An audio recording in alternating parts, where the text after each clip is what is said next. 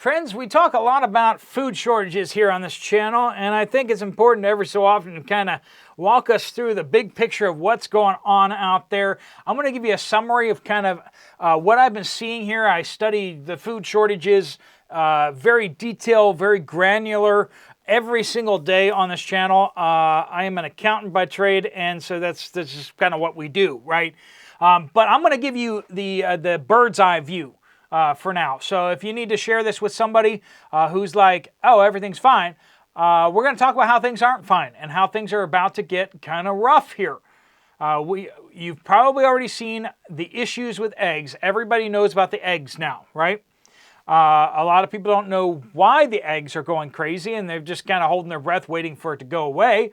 But we're going to talk about how the egg problem is also going to become a beef problem. They're not related necessarily, not directly. The eggs are kind of tied to dairy issues, which we're seeing there too. You notice how you go to the store and you look at the shelf and you don't see any creamer on the shelf. You don't see your favorite milk. There's all sorts of issues with dairy and yogurts and sour cream. For a bit, we couldn't get cottage cheese for some reason. I don't know why anyone would want cottage cheese, but I look at the shelves and I hear reports from you guys. Cottage cheese was having some serious problems. Dairy, beef. The beef crisis hasn't hit yet, but friends, the tsunami is like coming over the horizon, and it's coming at us. There ain't no avoiding this. That tsunami is going to make landfall right where you are in the United States and Canada, and it's going to impact a lot of other countries as well. We have issues down in Brazil with beef, and the United States beef herd is low, like really low. And it's actually gotten worse over the last couple months. We're going to talk about that. We're going to talk about the potential for a chicken shortage. So we have a beef shortage, a chicken shortage. Man, it sounds like somebody's declaring war on protein, animal protein. Gee, who doesn't want us eating meat? And if you said, didn't I hear something about that from Bill Gates and the globalists? Yeah, you did. And I just said his name, so YouTube is going to make it very hard for you to find this video now. Isn't it wonderful? We're going to talk about coffee and chocolate along the way. We're also going to talk about olives, olive oil. We're going to talk about a few other things kind of as we pass by these things. We're going to give you the big bird's eye view. Let's jump right into it. Okay, let's start off with eggs. Welcome to the Poplar Report, by the way, if this is your first time here. I'm Steve Poplar. Eggs. 3 million egg-laying hens have been culled since the beginning of this month. In January here, we're not too far into January, and that's a lot of birds. 1 egg per day from each of those birds. You can see that we're having less eggs. And we haven't really fully seen the effects of that culling just yet. Some store shelves in certain areas are being impacted by that, but we're still starting to really feel the effects of the 13 million that were culled in December. Now, some of you may not be familiar with the term culling. So basically, they're going into a hen house, these massive farms that have tons and tens of thousands, millions of egg-laying hens in some cases, and they're testing them. And they're using the same kind of tests that we used back when we had the whole pandemic thing, right? Well, the problem is they're using the same kind of tests, and those tests have a false positive. It's not like super high, but when you test a lot of birds, you're going to find some false positives. The problem is they're getting a false positive, and then they're saying your flock has bird flu. And if your flock has bird flu and they're all stuffed into the same building together, if they really do have bird flu, they're probably a large number of them are going to perish. So in order to keep it from spreading, the government looks at you and says you have 2 options. One, you can cull your entire flock. If you have 1 million birds, if you have 2 million birds, if you have 3 million birds, cull them all right now. If you do, we'll give you above market rate for them right now. So we're not just replacement cost, but you actually make a profit. But you have to slaughter all of them and bury them it's like within 24 to 48 hours. It's a brutal process. To take out that many birds that quickly, you basically shut off the ventilation and cook them. And it's brutal. Suffocate and cook them. That is absolutely crazy. A lot of people quit. People who are used to farm work can't take it because it's brutal. Option 2, if you choose not to take the government's offer of getting lots of money, enough to either retire the farm or to replace all the birds, but you can't replace the birds right away because there's bird flu at your farm. So you're going to have to either take a vacation or whatever. And most of these are industrialized farms, right? Option 2 is you can fight the government and pretend like you don't have bird flu. But the problem is, if you do have bird flu and a whole bunch of birds die, the government ain't giving you nothing, and the insurance company won't give you anything either. Why? Because the insurance company says you refuse to take the government's payout. The government told you had bird flu there. You had an option, and you refused it. You made a bad choice. We're not going to pay you. And so now a farmer gets devastated. So are you going to risk that? Probably not. Most farmers aren't going to risk that. A few farmers have started fighting back by getting a third-party test where they have someone else come in and verify the government's results or find that they're wrong. And so the government's going on to farms, finding bird flu, and then they set up a perimeter miles around that farm. And any farm in that area, they're going to go to that farm and they're going to test. Lots of tests. They're going to get some false positives. They draw another circle from that farm, and that's what's happening right now. It's like a pandemic of government bureaucracy, massacring all of our egg-laying hens. And yeah, this is mostly targeting egg layers. And you go, well, why not the meat birds? About 85% of these birds that are being culled are egg layers. We got a lot of meat birds out there, but that's not what's happening. It's the egg layers that they're going after. So we got that happening. Given the projections that we're seeing right now, wholesale egg prices per dozen are over $8.50. So that's how much your grocery store, if your grocery store doesn't have a contract, doesn't have a deal with anybody, they go out there to just buy wholesale eggs, they're going to have to pay at least $8.50. So if you're seeing $4, $5, $6 at your store shelves, you are getting below wholesale egg prices. You're getting lower than the price that your grocery store will go out and buy them for. Now, a lot of your grocery stores have a deal or a contract that's below that. So they're still making money usually, but these grocery stores feel the pinch from consumers, and so they're wary about raising those prices. So the egg prices are actually much worse than what you're seeing at the grocery store. I know it's hard to believe that, but I'm telling you it's the truth.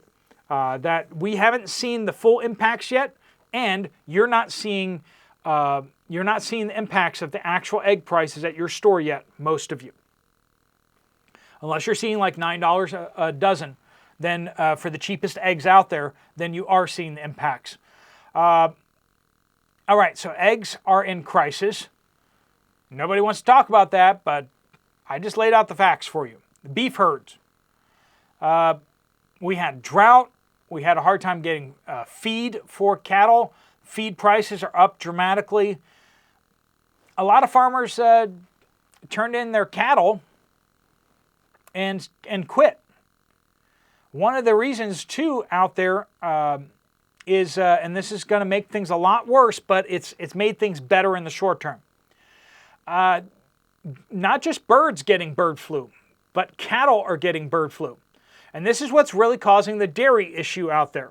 We're seeing a lot of bird flu in dairy cattle, and a lot of cattle in general are getting bird flu.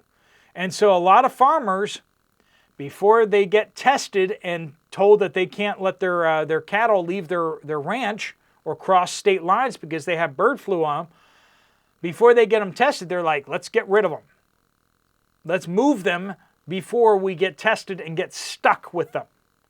So they've been moving these cattle real fast over to the slaughterhouses, So the slaughterhouses have still been jam-packed full of good cattle at a reasonable rate because farmers are just unloading cattle.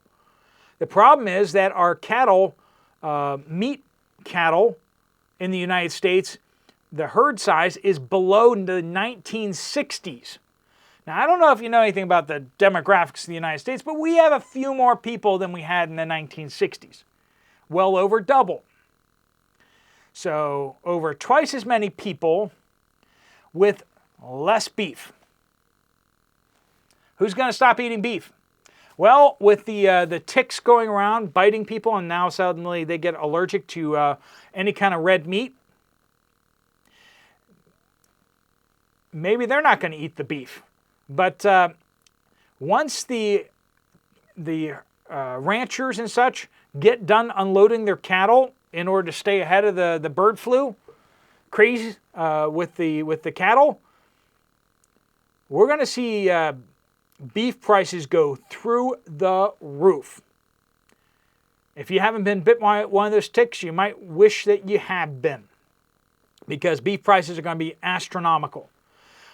We are dealing with a 3 to 5% decrease in the egg-laying hen population of the United States. That's how bad things have gotten on the egg side.